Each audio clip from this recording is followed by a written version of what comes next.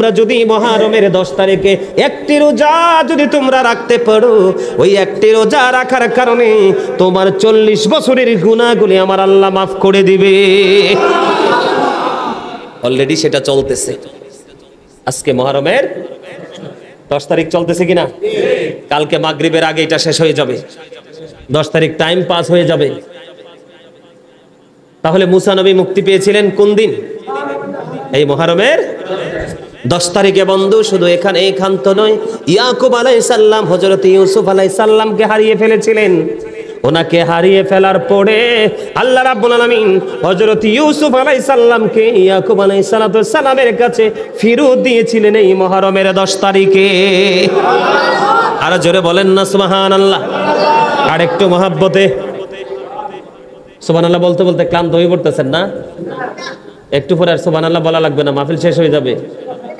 হয়তোবা হতে পারে কারোর জীবনের এই মাহফিলটা শেষ মাহফিল, এটা মনে করে বসতে হবে, তাহলে জীবনের গুনাহ মাফ পাওয়া সম্ভব। এখানে বসে বসে বাড়ির চিন্তা করলে, টাইমের চিন্তা করলে, এইভাবে গড়ি চাইলে লাভ হইতো না, হইব? বন্ধুরে আমার শুধু এখানে ক্ষান্ত নয়, হযরত সুলাইমান আলাইহিস সালামের রাজত্ব আবার আল্লাহ ফিরিয়ে দিয়েছিলেন। ওই দিনটাও ছিল এই মুহররমের 10 তারিখ। ইউনুস নবী মাছের পেটে ছিল কি ছিল না? আরো জোরে বলে।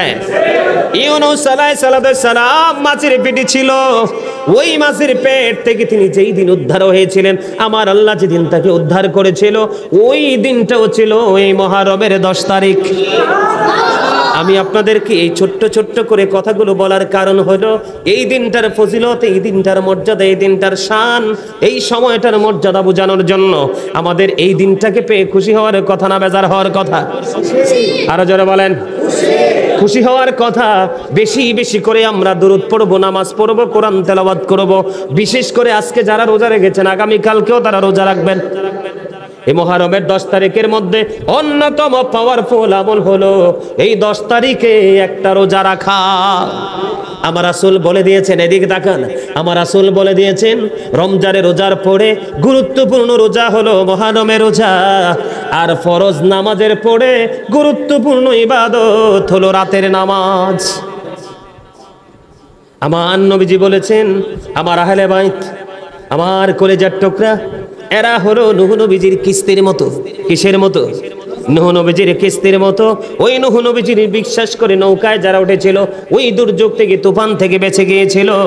আমার আহলে বাইতের সাথে যদি তুমি প্রেমের ডুরি লাগাও, তাহলে তোমার জন্য মুক্তি অপেক্ষা করতেছে। কিন্তু এখন আমাদের দেশে ইয়াজিদের প্রশংসা করার মতো আলেম আছে না নাই? আরো জোরে বলে। আজকেও শুয়ে শুয়ে অনেকগুলো ভিডিও দেখছি। কি দেখছি? আজকেও শুয়ে শুয়ে অনেকগুলো ভিডিও দেখছি। অনেক বড় বড় শায়েখ কয় ইয়াজিদকে বলে, ইয়াজিদেরকে বলে ভালোও বলা যাবে না, মন্দও বলা যাবে না। নাউজুবিল্লাহ। কোন আরেক শায়েখ ওয়াজ করতেছে, কয় ইমাম হুসাইনের হত্যার পিছনে ইয়াজিদের কোনো হাত ছিল না। কয় ইয়াজিদ এই রক্তপাত চায় নাই, তাহলে চাইলোটা কে? কথা বলেন। এই রক্তপাত ঘটাইলো কে? ইয়াজিদ না? এটাকে আমরা বিশ্বাস করব যদি কই যে ইয়াজিদ দোয়া তুলসী পাতা? এটাকে বিশ্বাস করব? হ্যাঁ? কয় ইয়াজিদকে নাকি কাফের বলা যাবে না।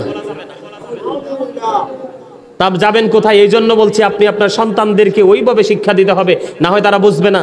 কাল হাসরের দিনে আপনাকে আমাকে ধরা পড়তে হবে যে আল্লাহর কাছে বলবো, আল্লাহ ওরা তো আমাদেরকে শিখায় নাই। কি করে নাই? কথা বলেন। ওরা আমাদেরকে কি করে নাই? শিখায় নাই, পড়ায় নাই। সেদিন কোনো জবাব আসেনি? আরে কথা বলেন না, আসেনি জবাব? তাহলে আমি আপনাদেরকে কি বুঝাইতে চাইছি, এটা অত্যন্ত গুরুত্বপূর্ণ একটা দিন এবং রাত।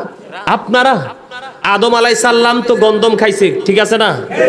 গন্ধম খাওয়ার পর আল্লাহ রাব্বুল আলামিন বলেছেন, কুল নাহবিতু মিনহা জামিআ, you get down all from here. জান্নাত থেকে বের করে দিলেন, এত বড় নিয়ামত থেকে বঞ্চিত করে দিলেন।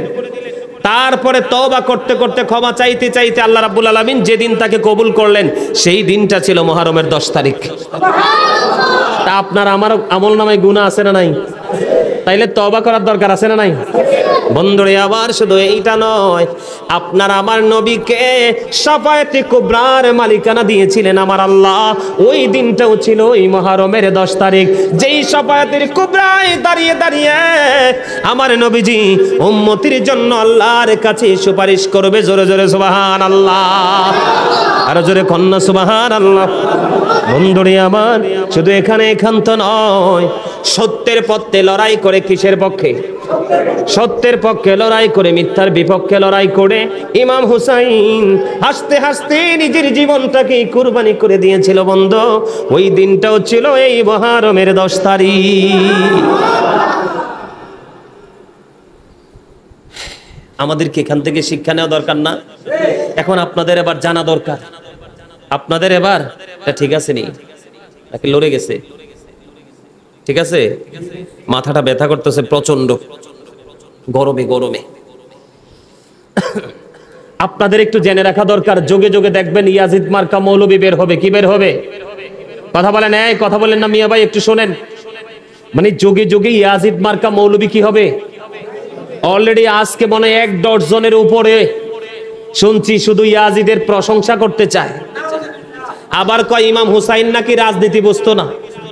কি ইমাম আবার বলে ইমাম হুসাইন নাকি ক্ষমতার জন্য যুদ্ধ করছে। আমি আপনাদেরকে বলি, তারপর আপনারা ডিসাইড করবেন। একটা কথা বানায় বলছি না, কারণ ইয়াজিদকে আমি দেখি নাই।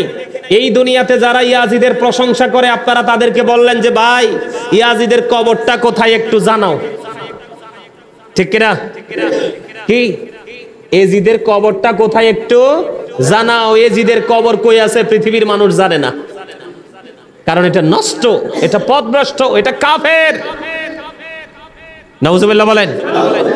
কিন্তু এটা কোনো মুসলমান না। আরে এটা কোনো হিন্দু খ্রিস্টান বৌদ্ধ ছিল না, এটাও মুসলমান ছিল। কিন্তু মুসলমানের মধ্যে জাত আছে না? একটা হলো ইমানদার মুসলমান, আর একটা হলো মুনাফিক মার্কা মুসলমান। কথা বলেন না কেন? জর্ডান, মিশর আছে না নাই? আছে না নাই? ইরানকে ধ্বংস করার জন্য ইহুদিদেরকে সহযোগিতা করছে কি করছে না? সৌদি আরব ড্রোন দিয়ে ঠেকাইছে, দেখতেছেন না নিউজ? তারা কি মুসলমান? আবার কয় ইরানের তারা মুসলমানই না। এখন যারা মুসলমান তারা কই? ইরান তো একাই যুদ্ধ করতেছে ইহুদিদের সাথে। ঠিক কিনা বলেন? আরো জোরে। এগুলো একটু বিবেক বিবেচনা করতে হবে আমাদেরকে। আমাদের বাংলাদেশেও কিন্তু মিডিয়া ফাড়াই ফেলতেছে ইরানের তারা নাকি মুসলমান না। তো তোমরা মুসলমান বইরে এসেছো কেন? যাও ইরানের পক্ষ হয়ে যুদ্ধ করো। এগুলো ওখান থেকে আসছে। আমি আপনাদেরকে বলি বন্ধু, আমি একদিকে আপনাদেরকে ছোট্ট একটা টপিক দিয়ে দিলাম, কি যে মুহররম মাসের যে বরকতটা, সেটা বুঝতে পারছেন তো? আরো জোরে বলেন, আরো জোরে। আর একটু বরকত বুঝাই দিব, আর একটু বুঝাই দেই। এই মুহররম মাসের 10 তারিখ কেউ যদি কোনো এতিমের মাথায় হাত বুলাই, এমনে মোহাব্বত কইরা, মায়া কইরা, শক্ত কইরা না, কি কইরা মোহাব্বত করে করে কেউ যদি কোনো এতিম অসহায়ের মাথায় হাত বুলিয়ে দেয়, আমার রাসূল বলেছে, ও আমার উম্মত, তোমার জন্য স্পেশাল নিয়ামত, এতিমের মাথায় যতগুলো চুল আছে রে, তোমার আমল নামায় ততগুলো চুলের সমপরিমাণ নেক আমার আল্লাহ বরাদ্দ দেয়। মুহররম মাসের ফজিলত, মুহররম মাসের বরকত শুধু এখানে একান্ত নয়।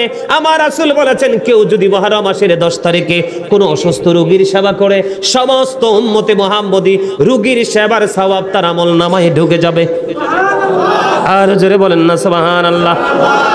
কেউ যদি এই মুহররমের 10 তারিখে রোজা রাখে, কোনো ইফতার রোজাদারকে যেই কোনো কিছু সামর্থ্য অনুযায়ী যেই কোনো কিছু দিয়ে যদি ইফতারি করায়, আমার রাসূল জানিয়ে দিয়েছে, তোমার আমল নামায় সমস্ত উম্মতি মুহাম্মদীকে ইফতারি করার সওয়াব তোর আমল নামায় ঢুকে যাবে।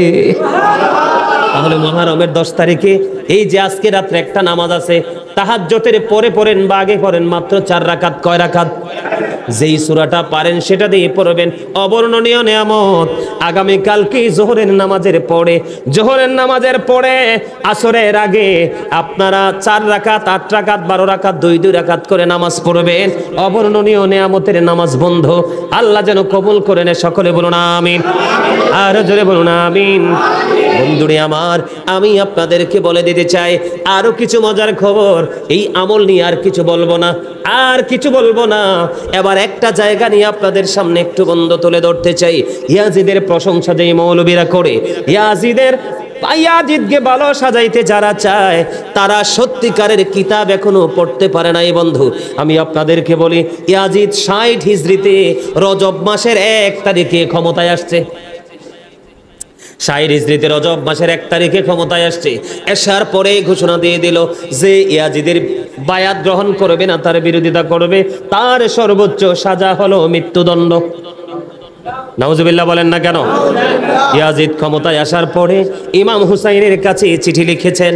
ইমাম হুসাইনকে যেন মদিনার গভর্নর চাপ দিয়ে যেন তার ইয়াজিদের পক্ষে যেন বায়াত গ্রহণ করায়।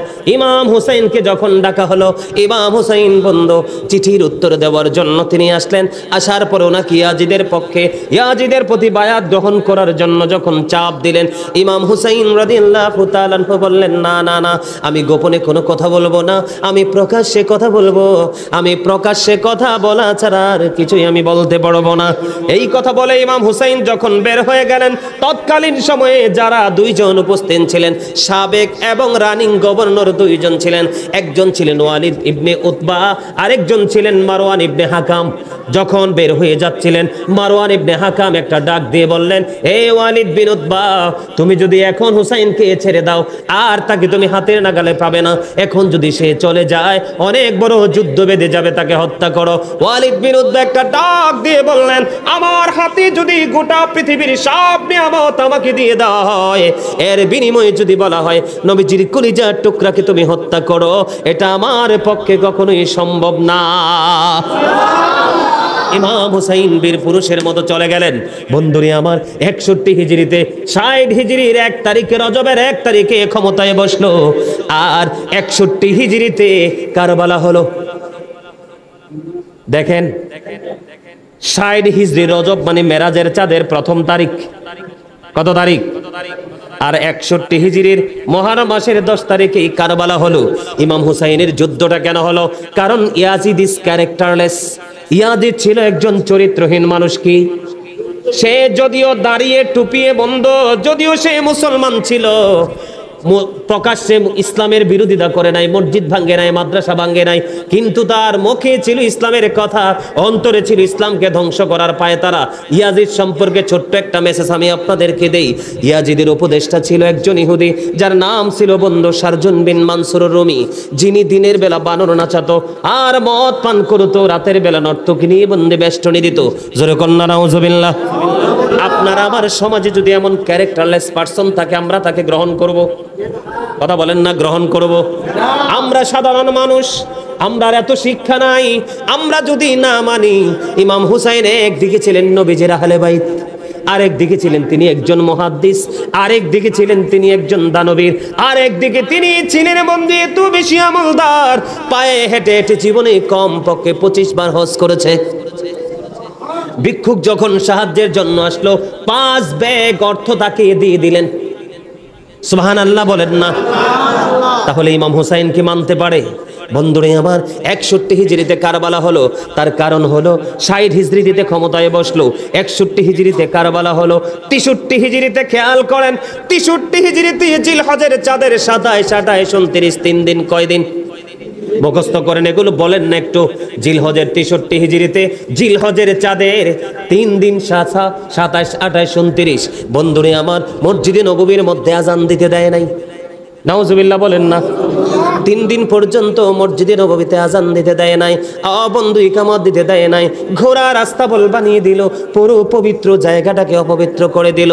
যেই মসজিদে নববীর মধ্যে 1 রাকাত নামাজ পড়লে 50,000 রাকাতের সমান সওয়াব পাওয়া যায়, ওই পবিত্র ভূমি, পবিত্র জায়গা মসজিদে নববী, ওই মসজিদে নববী পর্যন্ত আজান দেওয়া বন্ধ করে দিল। খানায় কাবাতে বন্ধু আগুন লাগিয়ে দিল। মদ, জুয়া, জিনা, ব্যভিচারে 3 দিন বৈধ বলে ঘোষণা দিয়ে দিল। আমি আপনাদের আপনাদেরকে বলে দিতে চাই, যারা আপনাদেরকে শুনবেন যে আজিদের চাপাই গাইতে চায় তাদেরকে যেন সমুচিত জবাব দিতে পারেন। বন্ধুরে আমার, শুধু তাই নয়, 1000-এর মতো আমার মা বোনেরা, ওই মদিনার পবিত্র নারীরা 1000-এরও বেশি, তারা ওই ইয়াজিদ বাহিনীর তাণ্ডবে অবৈধ সন্তান প্রসব করেছে, জারজ সন্তান প্রসব করেছে। জোরে জোরে কন্যা নাউজুবিল্লাহ। আপনারা বলেন, এমন চরিত্রহীনের সাথে যুদ্ধ করার দরকার আছে না নাই? তাকে কি ছেড়ে দেওয়া যায়? বলেন না, ছেড়ে দেওয়া যায়? ইয়াজিদ বন্ধু শুধু তাই নয়, 63 হিজরিতে 700 সাহাবীকে হত্যা করেছে। মদিনার সাধারণ 10,000 জনগণকে হত্যা করেছে। মদ জুয়া সব কিছুকে বন্ধ বৈধ বলে ঘোষণা দিয়ে দিয়েছে। এই ইয়াজিদের সাথে যুদ্ধ করার দরকার আছে না নাই? আরো জোরে বলেন। ইমাম হুসাইন কি যুদ্ধ করে ভালো করে নাই? ইমাম হুসাইনকে নিষ্ঠুরভাবে বন্ধ পৃথিবী থেকে বিদায় করে দিল, কিন্তু এখনো পর্যন্ত ইমাম হুসাইনের আদর্শকে মারতে পারে নাই। যুগি যুগি ইয়া হুসাইন শাহ হুসাইন মানুষের জবানে, কিন্তু ইয়াজিদের নাম পৃথিবীর কোথাও নাই। একমাত্র যখন প্রসঙ্গ আসে তখন মানুষ বলে। কথা বলেন না কেন? এই ইয়াজিদের সাথে যুদ্ধ করেছে ইমাম হুসাইন বন্ধু কত নির্মমভাবে। ফুরাত নদীর পানি বন্ধ করে দিয়েছে রে বন্ধু। ফুরাত নদীর পানি বেঈমান কাফের মুশরিক পশু পাখি পর্যন্ত ভক্ষণ করে, কিন্তু নবীর কলিজার টুকরার জন্য এই ফুরাত নদীর পানি বন্ধ করে দিল। ও বন্ধু, বারামপুরের আমার ভাই, আমার বাবা গো, আমি আমার মা বোনদেরকে ডেকে ডেকে বলছি গো, একটুখানি হৃদয়ের জানালা খুলে শোনো। আমার নবীজি বলেছে, আমি তোমাদেরকে এত সুন্দর নিয়ামত দিন তোমাদেরকে দিয়ে গেলাম, এর বিনিময়ে আমি তোমাদের কাছে আর কিছু চাই না। আমি চাই তোমাদের কাছে আমার পরিবারের ভালোবাসা। আমরা টাকা পয়সা খরচ করতে হবে না, শুধু হৃদয় থেকে ইমাম হুসাইনকে ভালোবাসবো, হৃদয় রাজ্যে তার বসবাস বসতি তৈরি করব, তাহলে আমরা দুনিয়া এবং আখিরাতের নিয়ামত প্রাপ্ত বান্দা হতে পারবো। বন্ধু, আমি ছোট্ট করে বলছি, ওই কারবালার যে মর্মান্তিক অধ্যায় আমি আপনাদেরকে একটুখানি শোনাই। কত নিষ্ঠুর, কত নির্মম ছিল রে ইয়াজিদ বাহিনী বন্ধু। ইমাম হুসাইন ছিলেন সত্যের পথে। কিসের পথে?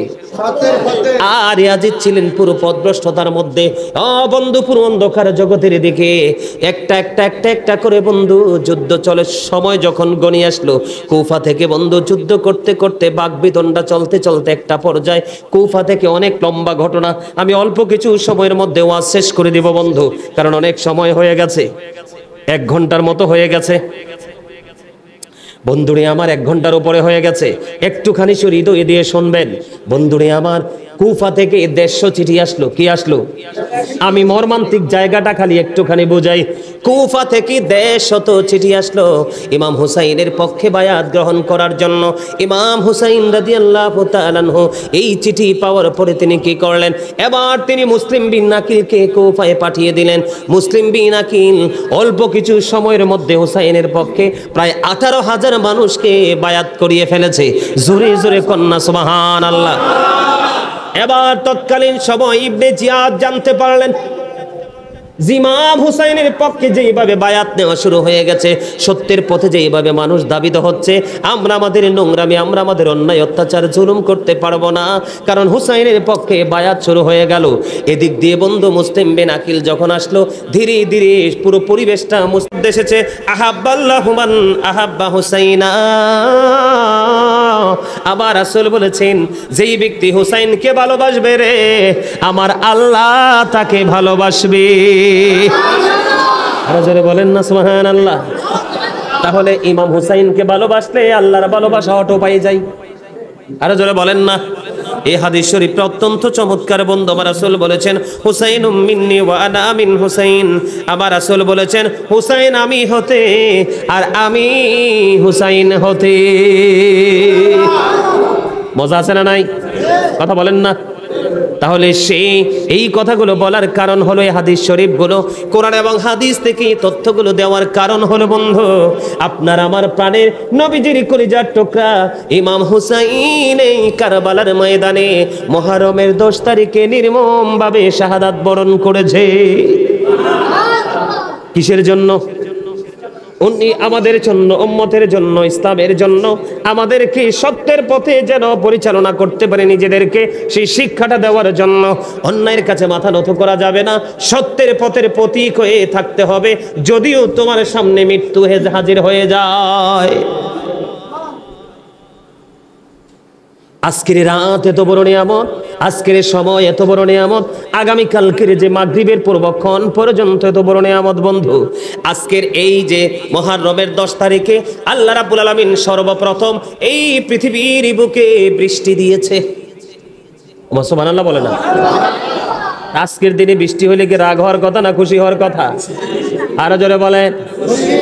সর্বপ্রথম এই মুহররম মাসে বৃষ্টি দিয়েছেন 10 তারিখে। এটা পৃথিবীর মানুষের জন্য বড় নিয়ামত, ঠিক কিনা বলেন? বন্ধুরা আমার, আমি আপনাদেরকে বলে দিতে চাই এটা কত বড় নিয়ামত। আমি আপনাদেরকে বলবো, আমাদের আদি পিতা হযরতে আদম আলাইহিস সালাম, সমস্ত জাতির পিতা, ঠিক কিনা বলেন? আরব জোরে, আমরা সবাই আদম সন্তান কিনা? আদম থেকেই তো সবাই সৃষ্টি। এই মুহররম মাসের 10 তারিখে আল্লাহ রাব্বুল আলামিন আদম আলাইহিস সালামকে সৃষ্টি করেছেন। আদমের দেহের মধ্যে রূহ দিয়েছেন, আদম আলাইহিস সালামকে ফেরেশতা দিয়ে সেজদা করিয়েছেন, এবং আদম সফিউল্লাহর অনেকগুলো ত্রুটি করেছিল। কেমন ত্রুটি? বন্ধুরে আমার, আদম আলাইহিস সালামকে আল্লাহ রাব্বুল আলামিন বলেছিলেন, তোমরা জান্নাতের যেখান থেকে মন চায় খাও, কিন্তু গন্ধমের নিকট যাইও না। শয়তান তাদেরকে ধোঁকা দিয়ে গন্ধম খাইয়ে দিল, সঙ্গে সঙ্গে জান্নাত থেকে বের করে দিল। জান্নাত থেকে বের করে দেওয়ার পরে আল্লাহ রাব্বুল আলামিনের কাছে তওবা করলেন। তওবা করতে করতে যেই দিন ক্ষমা পেয়েছিল আদম সফিউল্লাহ, ওই দিনটা ছিল মুহররমের 10 তারিখ। এবং আদম সফিউল্লাহকে জান্নাতে যাওয়ার ঘোষণা দিয়েছিলেন। এই ঘোষণাটা দিয়েছিলেন কোথায়? এই ঘোষণাটা দিয়েছিলেন ওই মুহররমের 10 তারিখে। জোরে জোরে সুবহানাল্লাহ।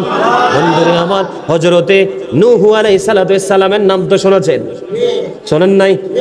ওই ওনার জামানায় যেই মানুষগুলো নূহ আলাইহিস সালামের কিস্তিতে উঠেছিল, কিস্তিতে ওঠার কারণে যেই মানুষগুলোকে রক্ষা করেছিলেন, ওই দিনটাও ছিল এই মুহররমের 10 তারিখ। বন্ধুরে আমার, হযরত ইদ্রিস আলাইহিস সালামের নাম শুনছেন তো? হযরত ইদ্রিস আলাইহিস সালামকে আল্লাহ রাব্বুল আলামিন চতুর্থ আসমানে উঠিয়ে নিয়েছিলেন। ইদ্রিস আলাইহিস সালামকে আল্লাহ রাব্বুল আলামিন নিয়েছিলেন, ওই দিনটাও ছিল এই মুহররমের 10 তারিখ। ইদ্রিস আলাইহিস সালামকে কোথায় নিয়েছিলেন? জোরে জোরে কন্যা সুবহানাল্লাহ, আর জোরে বলেন সুবহানাল্লাহ। বন্ধুরে আমার, ইব্রাহিম খলিলুল্লাহ এবং নমরুদের যুদ্ধ হয়েছিল। নমরুদ যখন ইব্রাহিম খলিলুল্লাহকে বন্ধু ওই অগ্নিকুণ্ডের মধ্যে ফেলে দিল, ইব্রাহিম খলিলুল্লাহ ওই আগুনের কুণ্ডলিতে গিয়ে দেখলেন ফুল বাগান। ওই ফুল বাগানটা তৈরি করেছিলেন এই মুহররমের 10 তারিখে। জোরে জোরে বলেন সুবহানাল্লাহ, আরো জোরে বলুন না সুবহানাল্লাহ।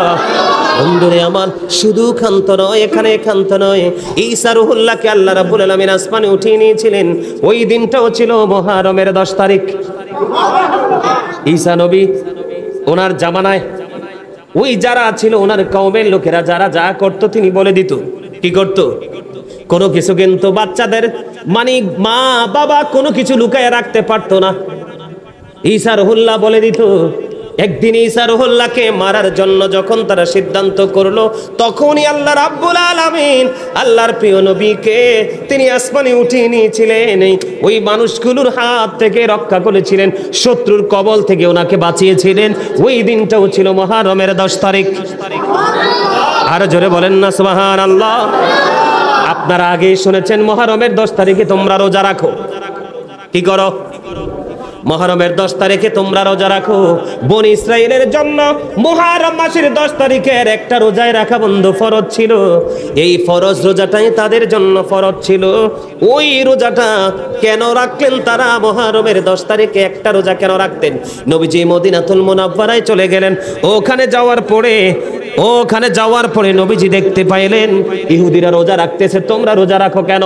কই রোজা রাখে এই কারণে ওই ফেরাউনের সাথে যুদ্ধ হয়েছিল, নীল নদীর উপর যখন মূসা কালিমুল্লাহর হাতের লাঠি যখন মেরেছিল 12টি রাস্তা তৈরি হয়েছিল, ওই রাস্তা দিয়ে লোহিত সাগর পার হয়ে গেল মূসা কালিমুল্লাহ। আর পিছনে আল্লাহ রাব্বুল আলামিন ফেরাউন আর তার দলকে লোহিত সাগরে ডুবিয়ে মেরেছিলেন। ওই দিনটা ছিল মুহররমের 10 তারিখ। জোরে জোরে কন্যা সুবহানাল্লাহ। বন্ধু, এই কারণে মূসা কালিমুল্লাহ ওই যে সেদিন মুক্তি পেয়েছিল, সেই জন্য মূসার প্রতি সঙ্গতি পোষণ করে ইহুদিরা একটা রোজা রাখতেন। কয়টা রোজা? আরো জোরে, কয়টা রোজা? একটা রোজা। আবার নবীজি বললেন, না না না, আমরা আগামী বছর থেকে 2টা রোজা রাখবো। একটা যদি রাখি তাহলে ইহুদিদের মতো হয়, আমরা ইহুদিদের মতো করব না, তার উল্টো করব। আমার রাসূল জানিয়ে দিয়েছেন